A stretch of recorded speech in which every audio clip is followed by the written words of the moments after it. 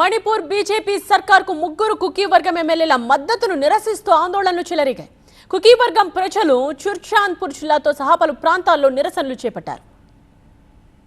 మణిపూర్లో అగ్గి రాజుకుంది. బీజేపీ సర్కార్ ప్రమాణం చేసిన మరుసటి రోజు మణిపూర్లో మళ్లీ అల్లర్లు చెలరేగాయి. చుర్చాంద్పూర్తో సహా పలు ప్రాంతాల్లో భారీ నిరసనలు జరుగుతున్నాయి. బీజేపీ ప్రభుత్వానికి ముగ్గురు కుకీ వర్గ ఎమ్మెల్యేల మద్దతును వ్యతిరేకిస్తూ ఆందోళనకారులు ర్యాలీ చేపట్టారు. హైవేను దిగ్బంధించడంతో ఎక్కడి వాహనాలు అక్కడే నిలిచిపోయాయి. కుకీ జో కమిటీ నేతృత్వంలో ఆందోళనలు ఉధృతమయ్యాయి. కుకీల ఆందోళనతో మిజోరంకు రాకపోకలు నిలిచిపోయాయి. ఈ ఘటన తర్వాత కుకీ ఎమ్మెల్యేల నివాసాలకు భద్రతను పెంచారు. కుకీ ఆందోళనకారులు దాడి చేసే అవకాశం ఉండడంతో ముందస్తు జాగ్రత్తలు తీసుకున్నారు. కుకీ ప్రాంతాలకు ప్రత్యేక స్వయం ప్రతిపత్తి సంస్థ ఏర్పాటు చేయాలని ఆందోళనకారులు డిమాండ్ చేశారు. మణిపూర్ ప్రభుత్వ ఏర్పాటులో పాల్గొనవద్దని కుకీ గ్రూపులు తమ వర్గ ఎమ్మెల్యేలను ముందే హెచ్చరించాయి. చుర్చంద్పూర్లో పూర్తి బంద్కు అనేక ఇతర ప్రదేశాల్లో నిరసనలకు పిలుపునిచ్చాయి.